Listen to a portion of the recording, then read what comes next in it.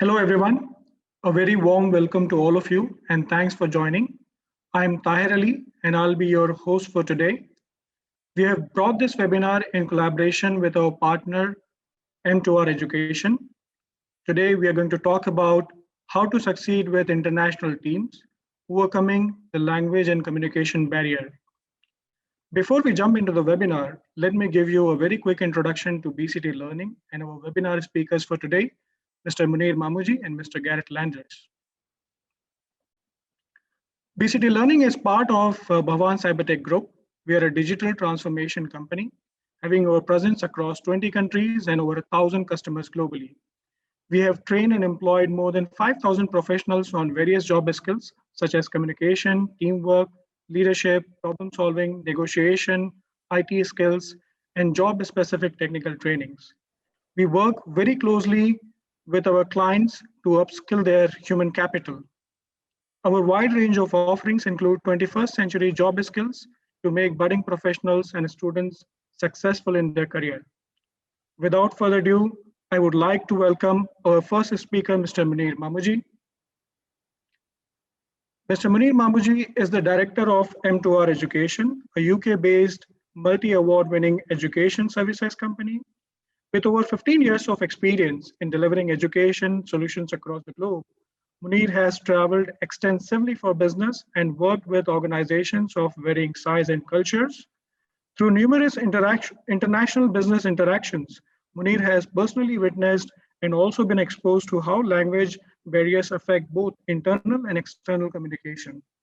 Munir, it is our absolute pleasure to have you with us today, and we look forward to your webinar. Just a little housekeeping before we hand over to Munir.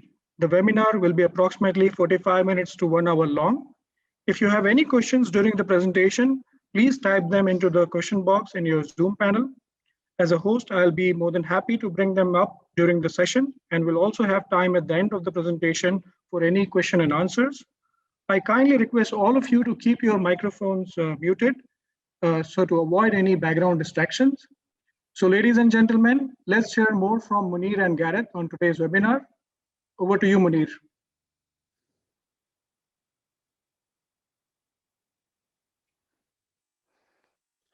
If we can go to the next slide, Taho, please. Well, ladies and gentlemen, good morning from the UK. My name, as Taho mentioned, is Munir Mamujee, and I'm the Director of M2R Education. Before I introduce our main speaker, I would just like to take a minute to introduce M2R Education and our areas of specialisation. The company is 20 years old this year and focuses on providing services to the international education sector, currently operating in over 35 countries across the Middle East, Asia, Africa, and Europe. We are proud partners of BCT Learning, as well as current UK Department for International Trade Export Champions, an accolade given to us due to our commitment to delivering exceptional international service. As you can see, we offer a range of education services, from recruitment for schools, colleges, English language centres, and also edtech firms, to the provision of online private tutoring for children of all ages, online private and group English language classes, and last but not least, digital English courses, which can be accessed via a mobile, tablet, or PC. After the webinar, you will all receive a link to a free business English lesson as a taster to what we can offer. All of my contact details will be on the final slide, and please contact me if we can be of any assistance. Taha, next slide, please. Thank you. So, ladies and gentlemen, it is now my great pleasure to introduce to you Mr. Gareth Landers. Gareth is one of our excellent trainers and has over 23 years of delivering business and English language communication courses to organisations across the world, including HSBC, PepsiCo, and BMW. Gareth, over to you. Hello, Munir. Thank you for that very warm and positive introduction. It's an honor to be here and joining you today. Good afternoon, everybody, and welcome to this webinar. I hope you're all doing well, keeping safe. Currently, I'm in the Middle East, and it is winter time, but it's not too cold as you can imagine. Anyway, let's start with the focus of this talk. And as you know, the focus of this talk is how can English for specific purposes, ESP, can best support people working in cross-cultural teams or with partners from different cultures. As you heard in the introduction, I come from the language and intercultural communication training fields. In English for specific purposes, there is still very little research in the way of material design or activities that integrate language and intercultural competence training. The fact is, language teachers always discuss in class cultural aspects of the target language. You know, what's appropriate in the English context, what people say in the UK. But in today's English for a specific purpose training context, we may be training business skills to people who will be working with others for whom English is also a foreign or second language. In this context, language barriers or difficulties to communicate may be the consequence or the result of lack of communication skills and awareness that can result in groups working incoherently, which may lead to conflict. For example, in teams, if a team does not identify with or at least understands. In this next slide, we can see a little bit about the focus of the discussion, as I just explained, and the context. So the question that we really are trying to answer here is how can we support our learners to communicate in the international context? If we look at this slide next, we find 3 columns, and this identifies a little bit more clearly what we mean by ESP, English for specific purposes. So it's language training, English, for example, could be Spanish, but we're focusing today on English. So English for specific purposes refers to training people to succeed in specific tasks. That could be, for example, participating in international meetings, negotiations, writing emails in English, or sales presentations. Now, we have quantifiable language skills, the ability to write accurately, speak fluently, developing listening comprehension skills, which we can measure using IELTS exams or against the CEFR, the Common European Framework Reference for Languages, as an example of how we can quantify how a person is suited for a particular target. You know, if you're participating in an international conference, arguably a level A2, B1 may be sufficient. However, if you are leading an international team, it may be a higher standard of English is required, for example, of level B2 of the Common European Framework. Now, what we add into this mix is intangible personal traits, which refer to the ability to show empathy and awareness of our colleagues' cultural prevalence. In the next slide, I'm going to start by showing you this communication self-assessment SWOT analysis, which is useful for starting a communication training course by asking the students to identify the areas where they find weaknesses and strengths. Also, this very same worksheet could be used at the end of the training once we've gone through the language and cultural sensitivity awareness in the program. In this case, for example, let's assume that one of our students is from the United Kingdom and he's working with Saudi colleagues.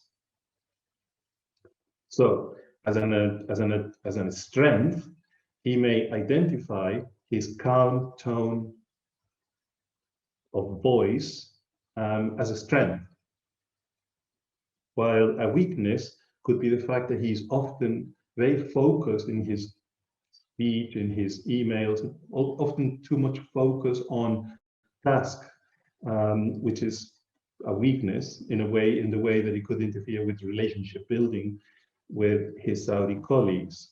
At the same time, an opportunity could be that the learner identifies people in his context or resources that he can use to improve his communication strategies. A threat could be, for example, heavily dependence in the company on virtual communication, video conferencing. Now, how does that affect communication? Well, in the way that in some cultures we need to establish personal contact, often very difficult when we're making only telephone calls. We can't see the person, the way they communicate, and we can't catch the nuance in their communication style. So let's look at this next slide. And we're going to consider now 3 aspects important for communication awareness, of which this first one is considering non-verbal communication and how it impacts relationship building. So first of all, let's think about this. So how much eye contact is appropriate?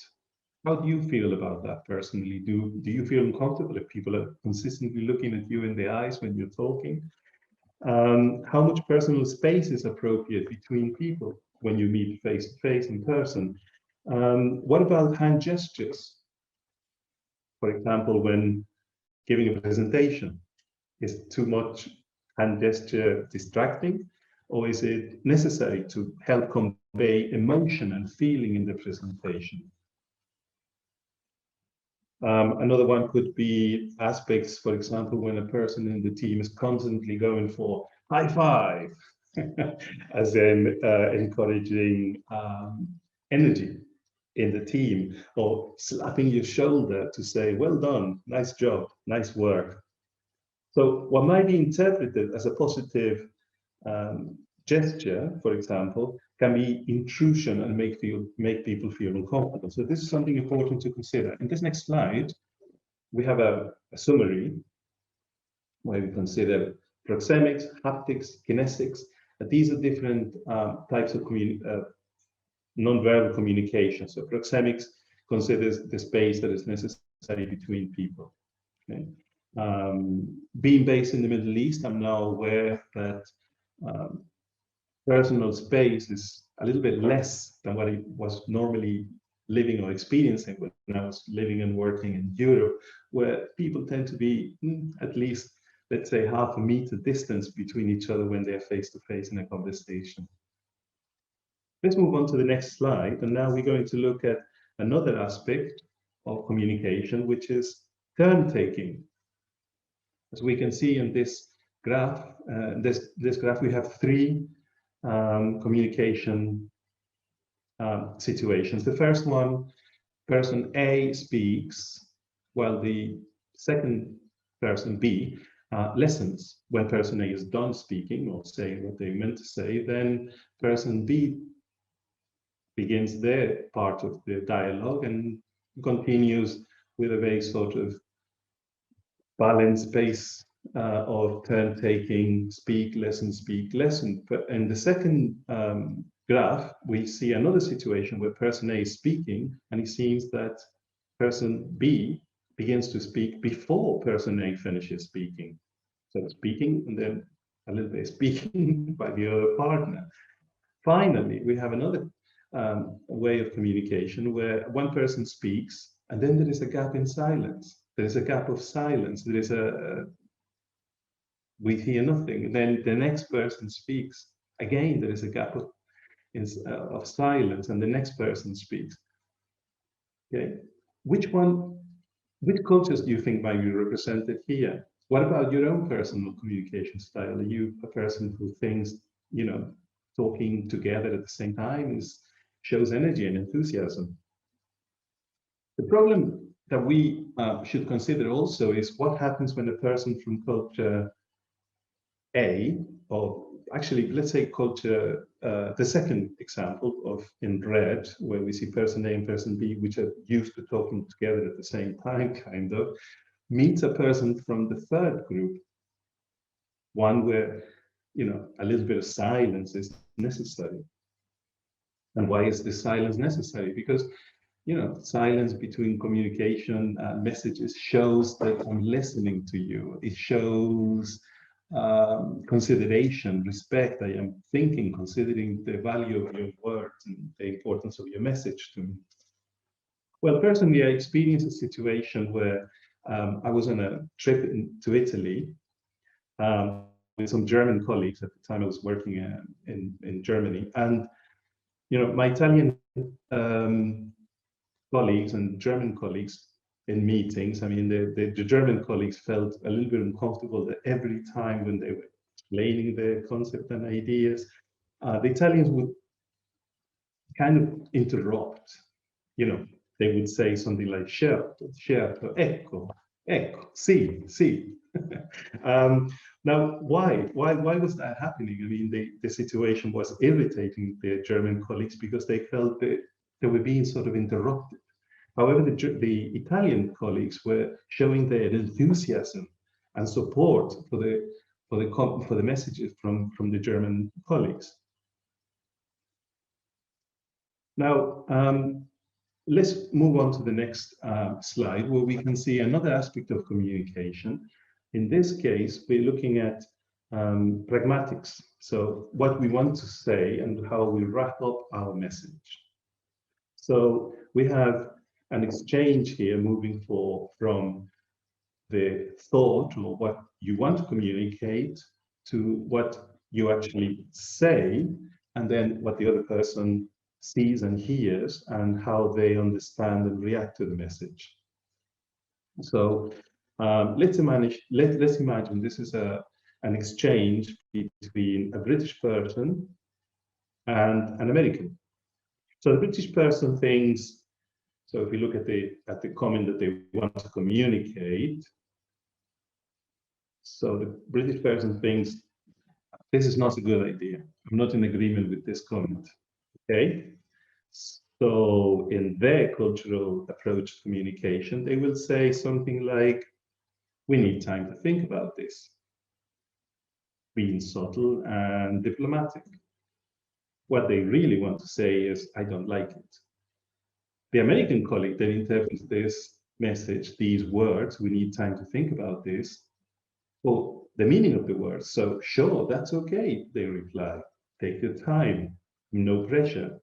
We'll come back to this topic in the next meeting, maybe. But in fact, what they really understand is they like the idea and we can move forward with it. So this type of misunderstanding or miscommunication is typically the case of higher and lower context communication styles. And I'll come back to this topic a little bit further on in the presentation. Okay, so high and low context communication styles is a very important aspect in planning training. Let's move on to the next slide. And we're going to look at a critical incident. Critical incidents are very useful tools in teaching and training, communication and cultural, cross-cultural communication. Why? Because it shows a situation and we analyze it. So in this particular example, we have an American manager and a Greek subordinate member of staff, and they're trying to agree on a deadline for the presentation of a report. So the manager says, how long will it take you to finish this report? The staff member replies, I don't know. How long should it take? The manager says, well, you're in the best position to analyze time requirements. The staff member is a bit confused. He says, 10 days. The manager says, take 15. It is agreed, you will do it in 15 days. So what is the consequence of this exchange? What does it mean? Let's look at the next slide and see what happens. 15 days later. The report was rather complex and needed actually 30 days of regular work to finish. And although the staff member worked day and night, after 15 days, he wasn't ready and still needed one more day. But we come to the meeting and the manager says, "Where's my report?" And the subordinate replies, "It will be ready tomorrow." The manager is a little bit confused and says, "But we agreed it would be ready today." So what do you think happened next? And I would like to tell you also that this is based on a real situation. It was discovered not some time ago and developed by an interculturalist by the name of Triandis on a paper back in 1975. Let's look at the next slide and see the consequences of this exchange. So, in fact, what we saw here is the consequence of the situation was that the subordinate unfortunately then resigned his job. He quit. He wasn't satisfied, couldn't understand why he should be put under such unnecessary pressure at work.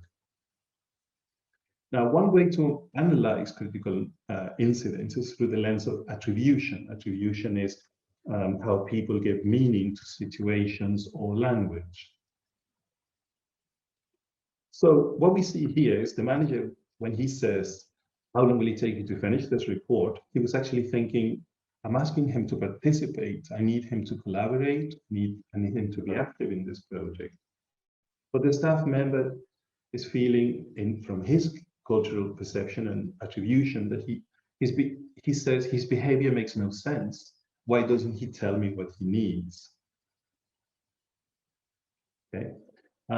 All the time, the manager is offering a kind of contract, an agreement. However, the staff member takes him literally. And as we can see at the end of this review, it says, "These are my orders, 15 days it is. This is what my manager said." So let's look at the next slide. And the case that we are considering here is one where we look at how managers are viewed across the world. Now, this is my question for you. Let's look at the next slide. Which one do you think was right? The boss or the subordinate? Okay. What we are thinking about is, should managers communicate in this way or more in the way of the expectation of the subordinate, as we saw in this case? Okay, so maybe a few answers have already come through. Let's have a look how we are faring in this poll.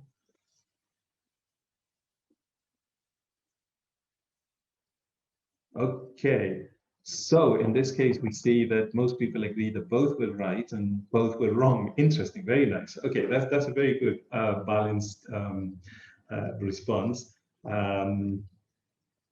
The consequence that we're considering here is, how does that affect the way we manage? So actually, the fact is the boss and the subordinate are both right. And the reason is that in the boss's perception of management, he is egalitarian. Let's look at the next slide where we find the summary of this. Next slide. There we are. Okay, first of all, let me explain one thing. So the manager was considering that he is egalitarian in his approach. He believes that people should contribute and participate in teamwork. However, the subordinate was thinking, I come from a hierarchical society or hierarchical corporate style of management where the manager is an expert and tells us how to do our jobs. Okay, now this is all wrapped up quite usefully in perceptions. So Perception is the way we look at things. Let's take this example here. In this case, we see something that looks like a grill or some kind of grasshopper. Now, how do people see this? Do you see it as something positive or something negative? Okay, so in the United States, some people consider this to be a pest. It destroys harvest, it's bad for agriculture. While in China, people see it more positively as a pet. Makes a very nice sound, very relaxing sound, while in northern Thailand, it's a snack.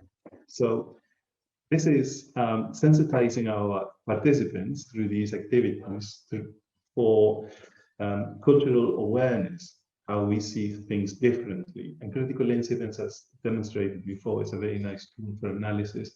And there's so many of them, it's amazing. So very much recommended, a very useful tool.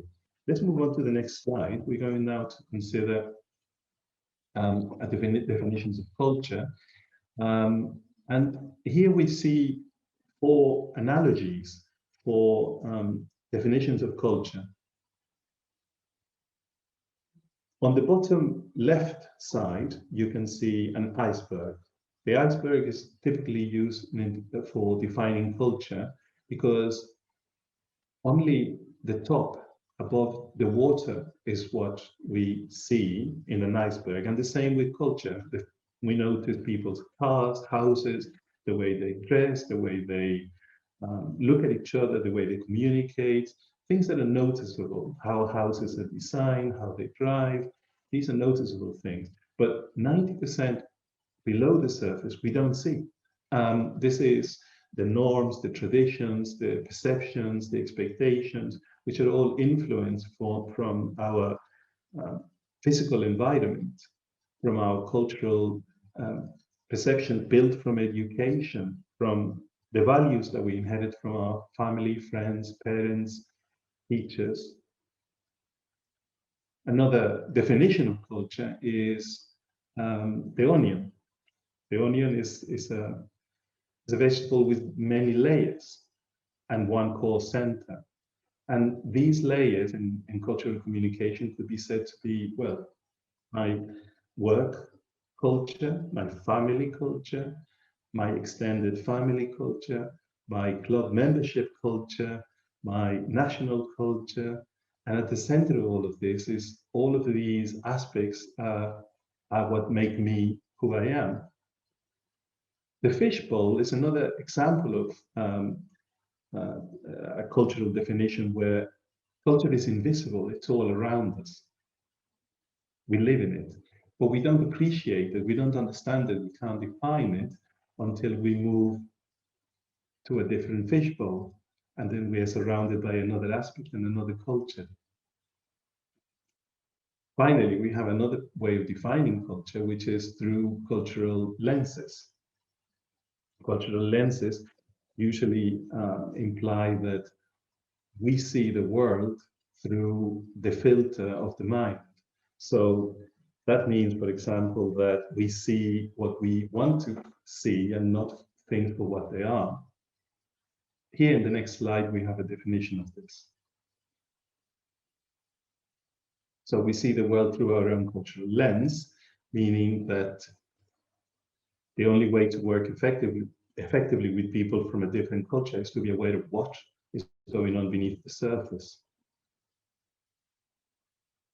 Let's move on to the next slide, and I want to show you now cultural dimensions. We go back a little bit to the exercise we did earlier on with the cultural perceptions between the manager and his subordinate. So hierarchical culture requires that people have respect for authority, status by ascription, dependence on superiors. Everyone has a defined place and role. In egalitarian cultures, we value equality, status by achievement, individual responsibility, taking initiative, and project ownership. Where do you see yourself? What is your national or corporate culture? This is typically an activity, a very good activity for making people aware to think about what do we expect from our superiors, from our supervisors at work, and how we want to communicate with our um, staff. So, for example, recently I was involved in intercultural communication training, and the question from my student was, how can we make our team be more proactive? And one consideration is understanding how they perceive the role of the manager. Do they expect to be informed and directed, or do they rather just be given tasks and then the opportunity to show results? Let's go on to the next slide. And one of the issues that we face in intercultural communication is the danger of introducing stereotypes. Okay, stereotypes, of course, it means classifying people for being one thing or the other. But like the example of the onion as a cultural analogy, we are composed of many different layers. We are composed of many different elements influencing our thoughts, our beliefs. And this activity is specifically looking at task orientation and communication. What is your style? Are you more process focused? So you believe in detailed planning, avoiding risk, preference for facts and figures. In your presentations, you give detailed information, facts supported with evidence, as opposed to innovation-led. Innovation-led are people or groups that are open to trying new ideas. They use decisive, direct language, energetic presentation styles, focused on goals. It's not so much the how we're going to get there, as in the planning and the careful consideration of facts and figures, but what are we aiming to do?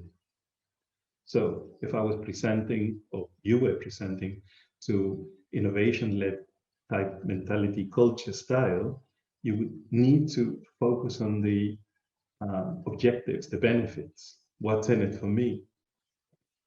What is the benefit of this? As opposed to why this is a good idea, concentrating on facts and figures. This activity helps also in training, in the way that we begin to realize what is our own preference and in relation to the partners that we will be working with. And usually we can support this type of activity with questionnaires, with analysis of individual preferences through, for example, using metrics for qualities. Perhaps this requires more information. We will come back to this one. And one thing that we can see from here is, for example, individualists, they tend to use a lot of I language, while group-oriented people tend to use more we, because they are more consensus-oriented, intuitive. And those are the people who enjoy and need to develop a lot of small talk, because that helps to bring us closer to our partners. Let's go on to the next slide. Another very useful observation is looking at the surroundings of our environment. Do we work in an office or in a corporate culture where casual and formal dress is more common? Is there a more friendly or business tone happening around the office? What about respect for private space? That means, for example, in our company, are office doors open or closed? Do people keep the door open to invite others to come in for the chat unannounced? Or do we keep doors closed, indicating that we prefer to make appointments before we sit down for a conversation or a meeting about a formal situation? So, you know, the way offices are laid out can also be seen in the way that Some companies prefer to use an open plan office. What's the benefit of that? The main benefit is it supports a collaborative type of culture where lots of exchange is happening, and people can often just go to a colleague and ask, hey, how are you doing? Can you help me with this project? Let's go to the next slide, where we see another aspect of communication. Now we're looking at email writing. Now, have a look at this email and think about this. Which part of this email do you find challenging? To Roger Smith from Laurie Jones, I need input.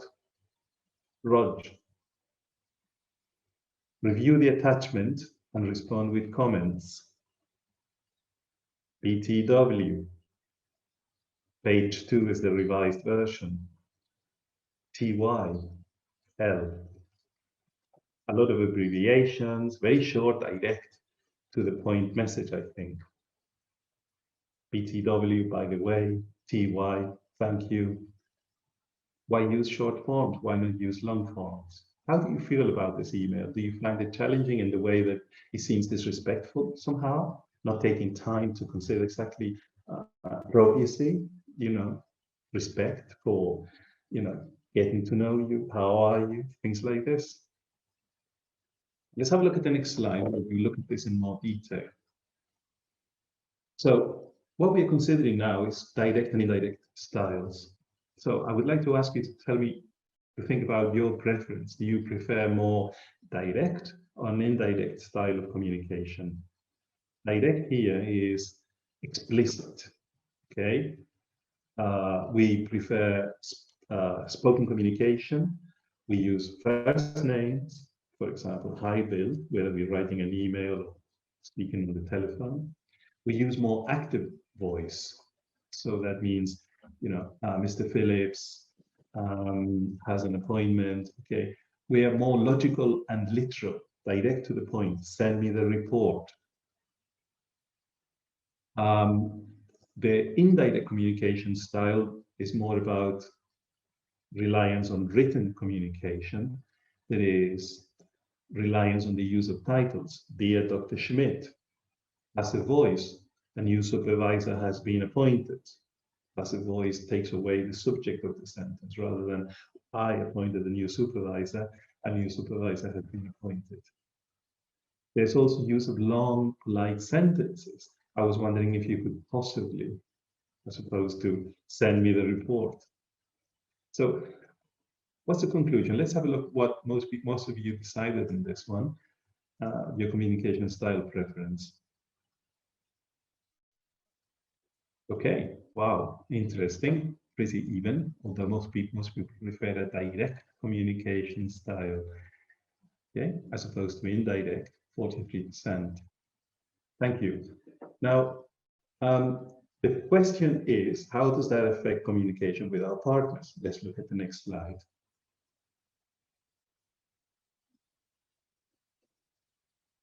Okay. So a person received this email. Jack, your report contained a lot of mistakes. You forgot the sales figures. You must do this before Monday. And I raise my voice a little bit because I feel that these sentences being so short and direct, they sound very urgent. Signature JR. How can we change this? How would you change the opening, for example, from Jack? Let's have a look. Okay, dear Jack, how are you? So there seems to be a number of inconsistencies in your report. Sorry, in the HR report. Okay, so what we see there is the use of heading language. There seems to be, there appears to be, as opposed to there are. It's less direct, right? Inconsistencies as opposed to using the word mistakes. Okay, suggestive and supporting language, it would be a good idea.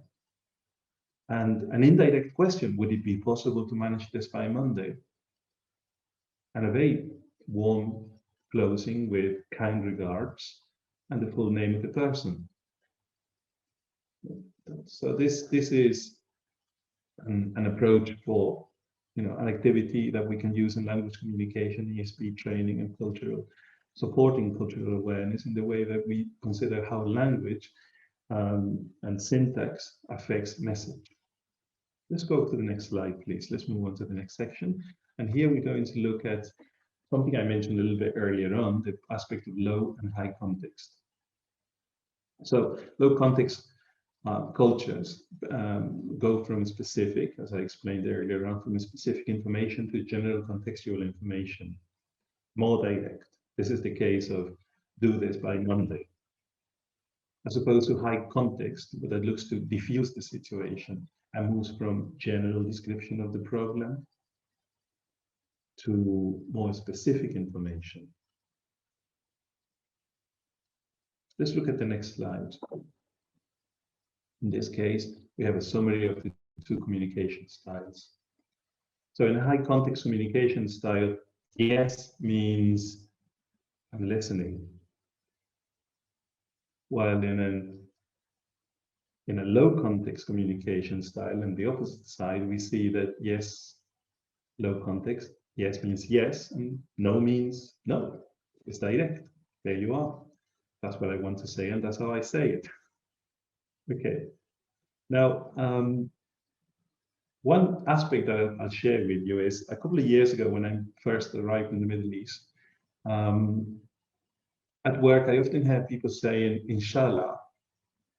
Okay, now those of us not from the Middle East, but moved to the Middle East, have probably encountered this problem where we often ask people, okay, could we fix an appointment could we meet next Monday, as an example?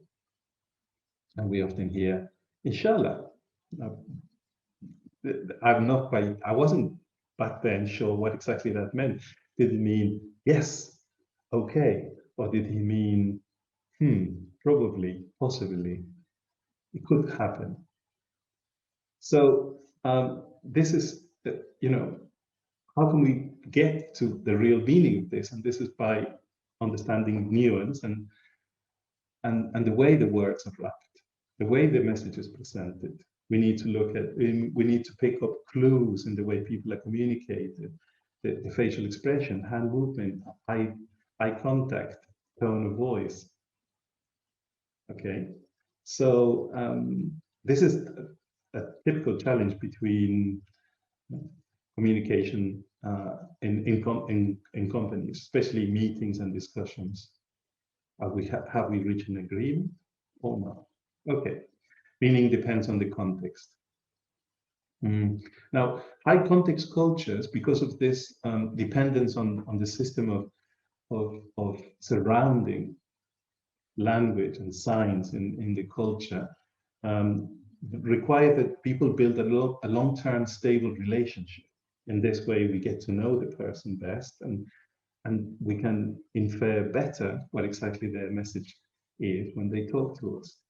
In these high context cultures, people tend to spend quite a long time in small talk before a meeting to get to know how the other person is and how the responses are. How was your weekend? It was okay.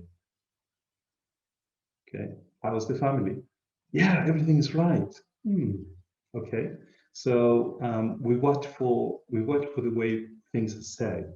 Things are said. The tone of voice is communicated, and it's important to build long-term relationship to understand best how people are delivering their messages, because people learn to encode message in their mannerisms.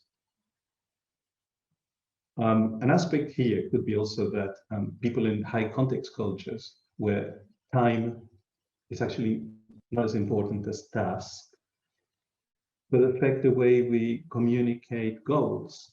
As in, for example, what is the benefit of doing something or participating in overtime? Is higher salary or bonuses or paid overtime a useful incentive, or are people more, okay, I'm willing to do extra work or work over several weekends in exchange in lieu for time off? That would be the difference between low and high context cultures as well. It affects our relationship with people and our belief in time before task or task before plan. Let's move on to the next slide. And here I'm going to begin to close this talk by sharing with you another activity, which is the communication action plan. This follows very closely from the one we opened with, as in the SWOT analysis and considering where our strengths and weaknesses in communication are. At this point, we ask our participants to develop strategies for communication, how they can ensure successful communication with the host culture, international partners. So as I became more aware of my Saudi colleagues and their communication style, I adapted my communication style to be more effective. Okay, so what I'd like to do next is to close this session by looking at the next slide, where I presented this picture where we see putting yourself into somebody else's shoes. There are many ways we can interpret, we can summarize intercultural communication training, but I think sometimes it's best to think about it in terms of how it affects other people, seeing how they communicate. Okay, I hope this has been a useful information for you, and I thank you very much for listening to me, and I would like now to pass you over to my colleague. Thank you so much, Gareth. It was a wonderful presentation, and thanks a lot for sharing your insight. That was certainly an interesting topic and has given us powerful, knowledge about how communication actually works at the workplace. We do have, a couple of questions, and we would like to ask you. And I also invite all the attendees to, type in your questions that you have for Gareth and Munir in your, chat box, so we can answer them. Gareth, I have a question for you. Does learning list of phrases for meetings or business situations help? Yes, I think they can help quite a lot. For example, what we're looking at is useful phrases. We've seen a lot of these books offering support for business meetings, phrases for business meetings, how to open a meeting, what can I say to open my meeting, what can I say when I want to interrupt the person speaking, or I want to stop an interruption, what can I say to close the meeting? Okay, so these type of phrases are very useful, but however, we need to, as I explained earlier on, it's not so much what we say, but it's, a lot of how we say it and how it's received by the other person. Okay, now, one thing that I would definitely advise is consider that phrases, for example, let's call it a day, which in the UK we understand to mean that's all for today. But it's not always, understood by every culture. So one aspect is to be careful with idiomatic phrases that are very common in our communication in English as English native speakers, but they don't always come across clearly to other cultures. One more example of this would be to say a ballpark figure, which is an analogy or an idiomatic taken from sports, typically used in the United States to say a round number. But does everybody understand what that phrase really means? And this is the issue with these phrases. Yes, I do say they are useful. They provide good support in preparing for your meetings. Be careful with idiomatics. The mind must always be clear what they really express and consider what the meaning is. So a balance of the two. Thank you. Thank you, Gareth. We do have a question from one of our attendees, Lucy, and that's about isn't direct communication more detailed involves email ethics and yet powerful, respectful, than direct communication, as sometimes direct communication could be misled by the end reader.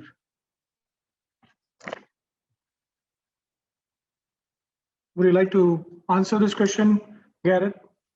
Sure. Yes. So as I understood the question, basically, is it better? The question is whether it's easier to use direct language, because it comes directly to the message, as opposed to the long-winded phrases such as, for example, rather than saying, please send me the report, saying something like, would you mind possibly, kindly, if you could possibly send me the report. That's a very long-winded sentence, very indirect. I think it's important to look at how your partners are writing your emails. How do they close their emails? So, for example, do they close with regards, or do they tend to use a more elaborate phrase such as with kind regards? I think there might be a clue a lot in how they write to you to help you adopt a style which comes closer to them. Certainly using indirect communication, those long and more polite phrases, will help to create a feeling of trust. But as I said, and I agree with the comment, that sometimes a more direct style will probably get closer to exactly what we want. Only watch and see how your partners are writing their emails and follow suit, follow what they're doing. I hope this is a useful answer, and I will be happy to explain more. Absolutely. Thank you, Gareth. And I have one question for Munir. So you have, English language programs for the soft skills. Do you also offer programs for technical English courses? Yes, we do. So by technical, I'm guessing that you mean for example, the oil and gas sector, or banking and finance, or for logistics, or for marine. So yes, we offer technical English courses either through live lessons, which will be with our esteemed Gareth and tutors like him, and also through our digital English courses as well, of which you'll get a link for at the end of this webinar too. Interesting, Munir.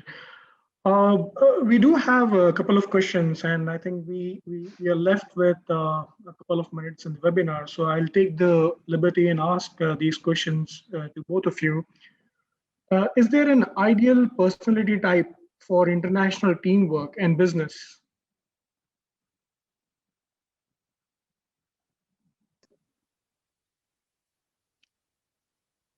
If you ask me the question, I think no.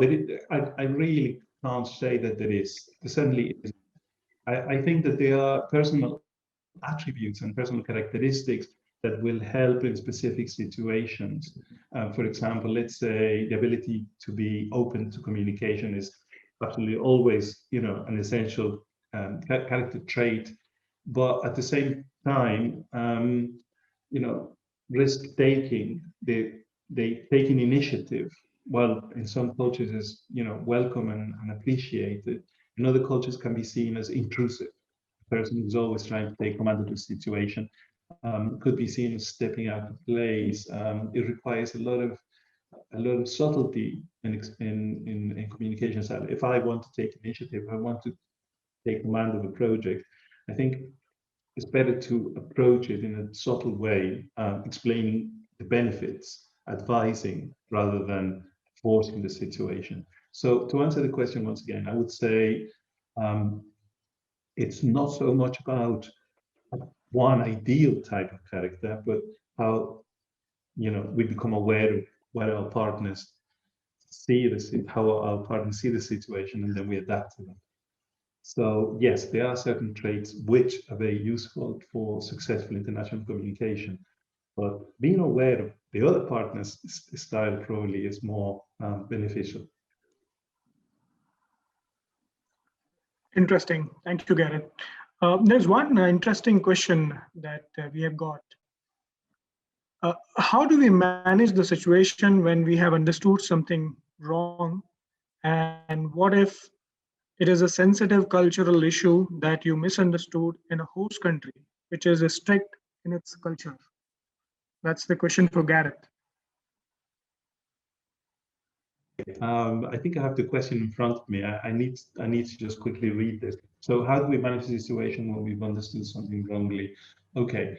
Well, something that we do in our trainings, we teach exactly, we address this issue by explaining, by showing techniques how we can repair communication breakdown. A communication breakdown could be just down to words. What is the meaning when someone says by Friday? Does it mean on Friday or be Friday at the latest? How many days before? Yeah, okay, so there's a lot of language teaching that goes into that. Now, on the cultural aspect, again, we focus on what is, appropriate in a situation. So it all depends on what actually went wrong. It would be interesting really to answer this question fully, to have more context to it. But I can definitely say that in our training, we focus on communication repair. Let's call it communication repair, but getting over communication breakdown, issues that affect the way we are understood. Openness, I think, is critical here. And if in a situation there's been some kind of breakdown, I think it's important to approach the problem by being open and perhaps you misread the situation, could be, and there isn't anything exactly wrong. Again, I would like to have more context to be able to answer this question, but it's definitely a part of our training. Yeah. Thank you, Gareth. And I'll take one more question from Nabil, which I find interesting. How can we behave if we are at the same time in front of different culture, high context or low context?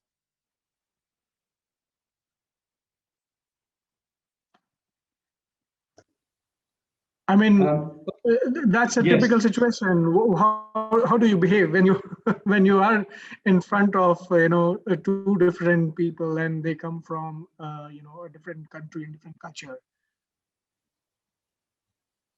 Right. I find this question quite interesting because does it mean that I am being direct with one person and indirect with the other at the same time?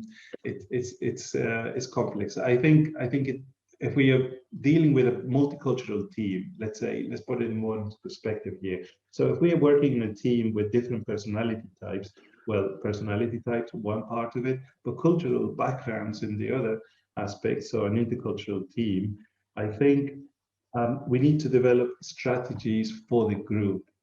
And this is where developing an in-group culture is critical. And I think this normally happens slowly with time, and somehow automatically we begin to understand people. But it's important not to take too long in developing our group strategy. So in our training, also we organize focus for working internationally, working with international teams, and understanding what are first of all, what are the differences between the different members of the team, and how we can bridge these differences as a group. Absolutely. I think it is good to be your own personality rather than pretend something when you're faced with such situation. Thank you, Gareth. Well, I have one last question. If Munir could kindly answer that. Can you explain the difference between online English lessons and digital English lessons? Yeah, absolutely no problems at all. The difference is the form of delivery. So online English lessons are delivered by live tutors over, for example, Zoom or Skype, etc. And all the lessons are tailored to either the individual's needs or the group's needs.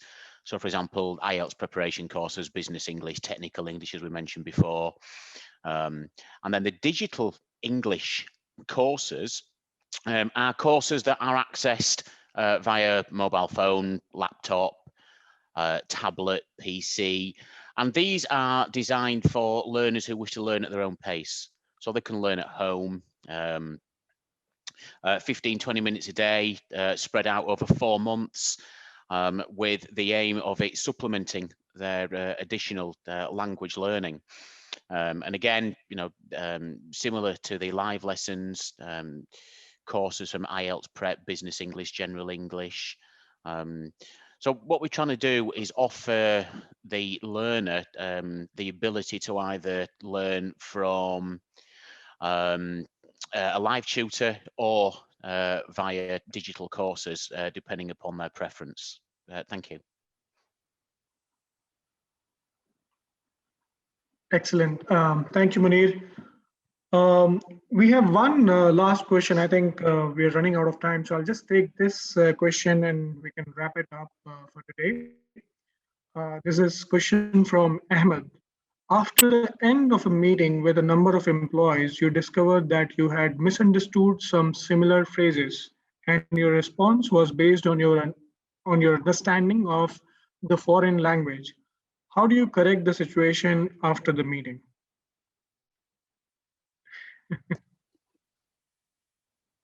Gareth, I would like to answer this question if I may. Okay, so I think I mentioned earlier on in the presentation something about sociocultural aspect and communication breakdowns. So basically, this is something that we are aware of as teachers, how to solve issues after they occur. Now, if in class a participant were to say to me, look, this happened to me, okay, so there was a misunderstanding in the way that we said something. I thought I understood what it meant, but obviously I understood it wrong. Particularly, I'd like to give you an example. A few years ago, I was doing a training for some vocational students. They were around 18, 19 years old, with a not too bad level of English for international work. They were intermediate level, and they were participating in job interviews. Most of them were moving to the United Kingdom. And at the end of the interview, one of the panelists asked the interviewee, said, "Are you looking forward to moving to the UK?" The participant just didn't understand the question at all. And that's, a communication breakdown based on understanding of language. Another one could be when someone says, and I think I mentioned this phrase before, when someone says, let's call it a day, or can we have a ballpark figure? What do these phrases, idiomatic phrases, mean? Yeah, so it requires experience to get to grip with all the different idiomatic phrases we have in the English language. And what can you do after the communication error? Well, openness, refer to the situation and explain how you understood it, and ask your colleague whether they understood differently and how. So working in communication repair, that's what we're really talking about here. And I think the strategy is definitely being direct and clear about where you think the error was, and asking your colleague whether they perceive the problem in the same. Repairing problems. This is what intercultural communication training sometimes boils down to, comes down to. And so, yeah, it's definitely structured phrases we develop into our trainings. Thank you, Gareth. So communication is definitely not a simple thing that we see. It is much more complex than what it appears. And to be successful, this is one of the most important skills that you need to learn. If you want to grow, you want to make something, be entrepreneur, or whatever you want to do in your life, great communication is the key to be successful in your career. Well, thank you so much, Gareth and Munir. This brings us to the end of this webinar. We really enjoyed this conversation, and we would like to thank you for taking the time out and be with us. If you have any words that you would like to share with us, please feel free to do so. No, thank you very much. I think that Gareth, thank you ever so much for your time, much appreciated. Taha, thank you again.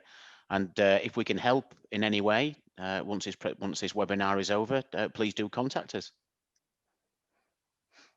Yes, I'd like to share that sentiment as well. Thank you very much for inviting me today to participate in this very exciting focus. This is a new area of research in our field of language teaching and intercultural communication, the combination of the two.